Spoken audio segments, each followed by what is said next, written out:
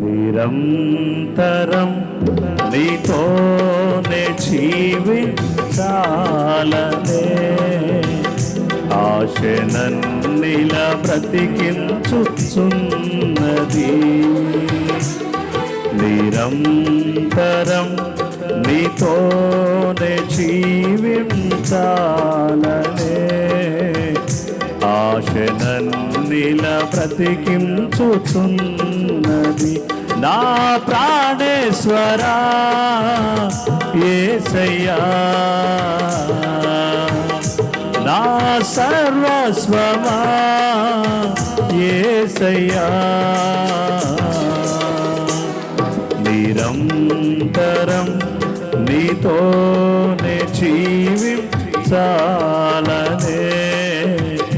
ఆశనన్నిలా బ్రతికించుచున్నది.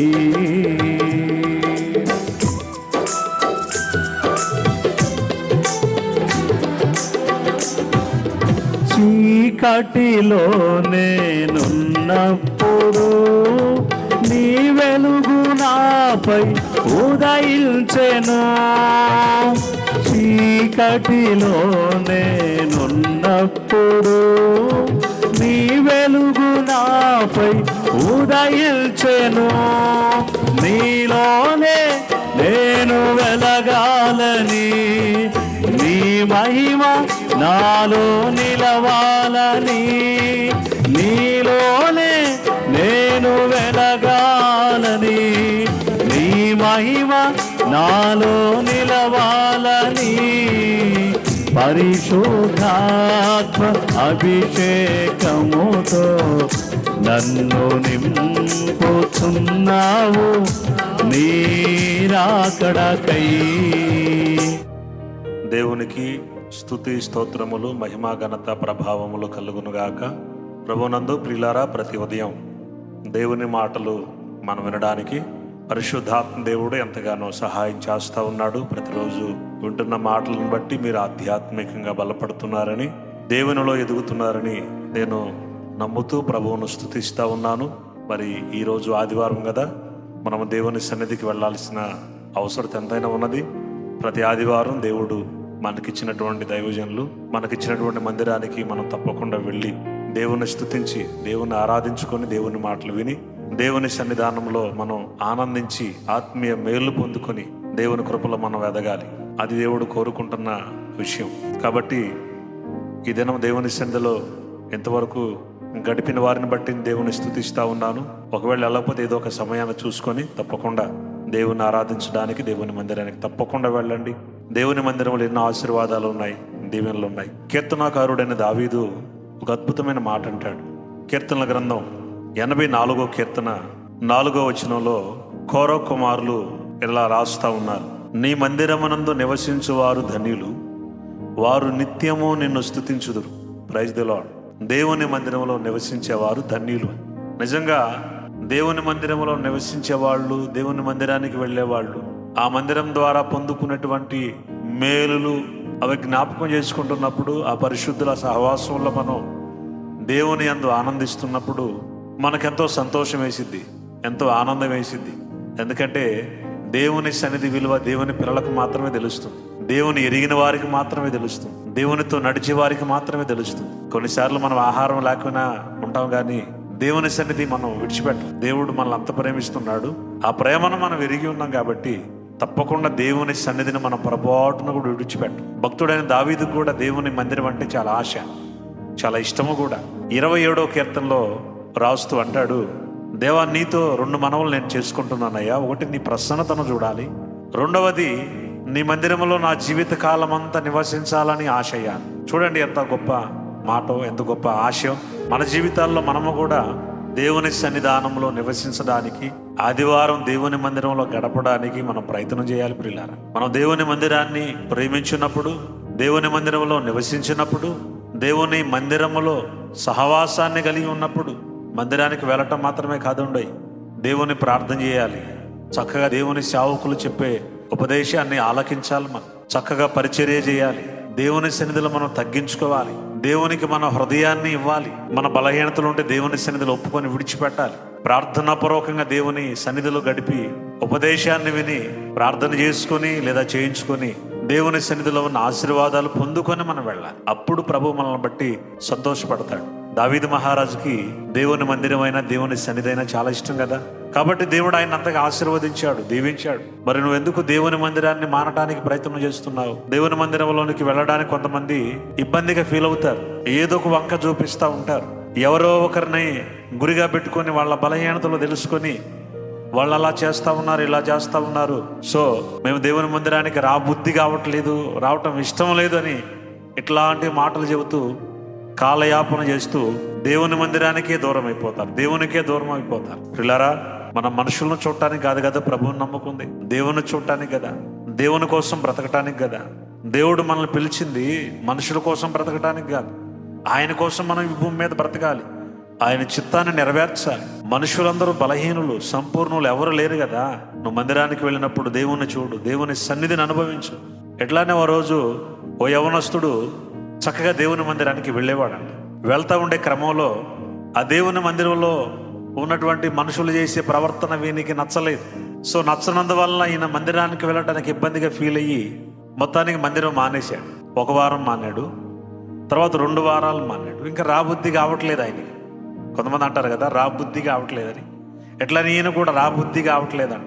సరే ఈ సహోదరుడు రావట్లేదని దైవజనుడు వాళ్ళ ఇంటికి వెళ్ళాడు. వెళ్ళే సమయానికి ఆ చిన్న అకురవాడు చలి కాచుకుంటా ఉన్నాడు. కట్టెలు చక్కగా పేర్చబడి ఉన్నాయి. బాగా మండుతున్న మంటల్లో చూసి అక్కడ కూర్చొని చక్కగా ఆస్వాదిస్తూ ఉన్నాడు. అదే సమయానికి ఈ దైవజనుడు వెళ్ళాడు. వెళ్ళినప్పుడు ఆయనకి వెళ్ళి చూశాడు. ప్రైజ్ ది లార్డ్ బ్రదర్ అన్నాడు. ప్రైజ్ ది లార్డ్ అని చెప్పాడు. సంతోషం. ఆ తర్వాత ఆ పాస్టర్ గారు వేరే మాట ఆయనతో ఏం మాట్లాడకుండా మండుతున్నటువంటి ఆ కట్టెల్లో నుంచి ఒక కట్టె పక్కన పెట్టాడు. ఈ సహోదరుడు యవనస్తుడు గమనిస్తూ ఉన్నాడు. మండుతున్న కట్టెలో కట్టె పక్కన పెడితే అదేమవుతుంది, చిన్నగా ఆరిపోతుంది కదా. ఆ గమనించి ఇప్పుడు ఆ అబ్బాయికి అర్థమైంది, నేను దేవుని మందిరానికి వెళ్ళి వీళ్ళ గురించి చూస్తూ ఉన్నాను, కానీ నేను ఆధ్యాత్మికంగా బలహీనమవుతున్నాను, దూరం అవుతున్నాను ఆ సంగతి ఆ అబ్బాయికి అర్థం కాలేదు. ఎప్పుడైతే ఈ దైవజనుడు ఆ మండుతున్న మంటల్లో నుంచి ఒక కట్టె పొలను పక్కన పెట్టాడో అది చిన్నగా ఆరిపోవటం గమనించాడు యవనస్తుడు. అప్పుడు వెంటనే ఆయనకి అర్థమైంది, ఓహో, నేను దేవుని సన్నిధికి దూరం అవ్వటం వల్ల, దేవుని మందిరానికి మానటం వల్ల నేనిప్పుడు ఆధ్యాత్మికంగా చల్లారిపోతున్నాను కదా. మండాలంటే మందలోనికి వెళ్ళాలి కదా, మందిరంలోనికి వెళ్ళాలి కదా, పరిశుద్ధుల గుంపులోనికి వెళ్ళాలి కదా అని ఆ అబ్బాయి పాస్టర్ గారు చూపించినటువంటి ఆ విధానాన్ని గమనించి వెంటనే అర్థం చేసుకొని మారు మనసు పొంది దైవజనుడి ద్వారా ప్రార్థన చేయించుకొని చక్కగా దేవుని మందిరానికి రావటానికి ఇష్టపడ్డాడు. దేవునికి స్తోత్రం కలుగునుగా. అట్లా మన జీవితాల్లో చాలాసార్లు మనుషులను చూసి, లోకాన్ని చూసి, సమాజాన్ని చూసి, ఎవరెవరినో చూసి దేవుని సన్నిధికి దూరం అవుతాం. అది మన ఆధ్యాత్మిక జీవితానికి క్షేమకరమైంది కాదని ఎరిగి నువ్వు ఒంటరివైతే ఎప్పటికీ నీ జీవితం చల్లారిపోతుంది, ఆధ్యాత్మికంగా ఫలించలేవు, దేవుని కొరకు ఏమి చేయలేవు, అంతకంతకు నిరసిల్లిపోతావు, దిగజారుతావు. కాబట్టి సత్యాన్ని గ్రహించి మండే మంటల్లోనికి నువ్వు వెళ్ళాలి. ఆ మండే మంట ఎక్కడ ఉంటుంది? సంఘంలో ఉంటుంది. ఉద్యమం సంఘంలో ఉంటుంది. ఒంటరి జీవితంలో నువ్వేమి సాధించలేవు. దేవుని వాక్యంలో కీర్తనాకారునికి, భక్తునికి దేవుని మందిరం అంటే అంత ప్రేమ. 122వ కీర్తన 1వ వాక్యంలో రాస్తూ ఇలా అంటాడు, యెహోవా మందిరమునకు వెళ్ళదమని జనులు నాతో అనినప్పుడు నేను సంతోషించితిని. భక్తునికి ఏమంటే సంతోషం అంటే దేవుని మందిరానికి వెళుతున్నాము అని జనులు చెప్పినప్పుడు సంతోషించేవాడు. మన జీవితాల్లో అనేకులు మనకి దేవుని మందిరానికి వెళుతున్నారని చెబుతున్నప్పుడు మనం సంతోషపడతా ఉన్నామా? అసలు మనమే మానేస్తున్నాం. కొన్నిసార్లు మనమే దూరం అవుతున్నాం. ఎక్కడ లేని పనులు ఆదివారమే పెట్టుకుంటాం. ఎక్కడ లేనటువంటి ప్రయాణాలు ఆదివారమే పెట్టుకుంటాం. దేవుని మందిరాన్ని మానేయటం వల్ల నువ్వు చల్లారిపోతావు, ఆశీర్వాదాన్ని కోల్పోతావు, కానీ దీవెనరా. కాబట్టి దేవుని మందిరంలో ఉన్నవాళ్ళు, దేవుని మందిరానికి వచ్చేవాళ్ళు, మందిరంలో నివసించేవాళ్ళు ఎన్నెన్నో ఆశీర్వాదాలు పొందుకుంటా ఉన్నారు. నువ్వు కూడా దేవుని మందిరానికి తప్పకుండా ఆదివారం వెళ్ళు. ప్రతిరోజు దేవునితో సహవాసం చేయి. ఆయన సన్నిధిలో సంపూర్ణమైన సంతోషం ఉన్నదని కీర్తన గ్రంథంలో అద్భుతమైన మాట రాయబడి ఉంది. అదే కీర్తన గ్రంథము 16వ కీర్తన ఆఖరి వచనంలో, నీ సన్నిధిని సంపూర్ణ సంతోషము కలదు, నీ కుడి చేతిలో నిత్య సుఖములు కలవు. దేవుని మందిర ద్వారమునద్ద ఉన్నటువంటి ఒక వ్యక్తి దేవుని వాక్యములో బాగుపడినట్లుగా మనం చూస్తాము. అట్లా దేవుని మందిరంలో ఎన్నెన్నో మేలులు ఉన్నాయి, ఆశీర్వాదాలు ఉన్నాయి. ఇది నువ్వు ఆదివారం కనుక తప్పకుండా కుటుంబాలతో కలిసి దేవుని మందిరానికి వెళదాం, ఆధ్యాత్మికంగా బలపడదాం, దేవుని మందిరంలో ఆశీర్వాదాలన్నీ స్వతంత్రించుకుందాం, దేవుని రాకడ కొరకు సిద్ధపడదాం. ప్రభు కృప మనందరికి తోడై ఉండును గాక. దేవుడు తన మాటలు మనందరి కొరకు ఆశీర్వదించి తన మందిరం వైపు మనందరినీ నడిపించును గాక. ఆమేన్. ప్రార్థన. మహాపరిశుద్ధుడైన మా తండ్రి, ప్రేమ కలిగిన ఆయన నీకు వందనాలు. ఈ ఆదివారం మేమందరం నీ సన్నిధిలో ఉన్నట్లు మమ్మల్ని ఆశీర్వదించండి. నీ సన్నిధిలో నీ బిడ్డలందరూ ఉండాలి దేవా. ఏ ఒక్కరు దూరం అవ్వకూడదయ్యా.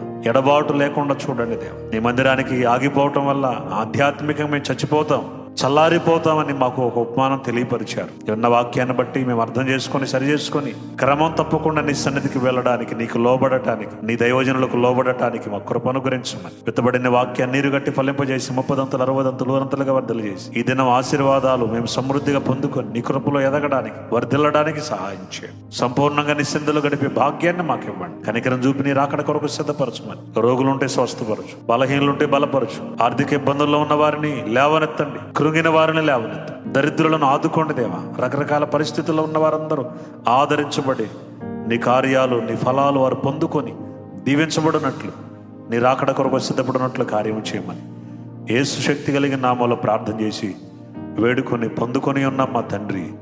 ఆమేన్. మన తండ్రి అయిన దేవుని ప్రేమ, కుమారుడైన యేసుక్రీస్తు వారి దివ్యమైన కృప, పరిశుద్ధాత్మ దేవుని కన్యుని సహవాసము ఇప్పుడు ఎల్లప్పుడూ ఈ మాటలు వింటున్న మనందరి జీవితాలతో తోడై ఉండి దేవుని రాకడ పర్యంతరము సదాకాలం ముందుకు నడిపించును గాక. ఆమేన్. ఆమేన్.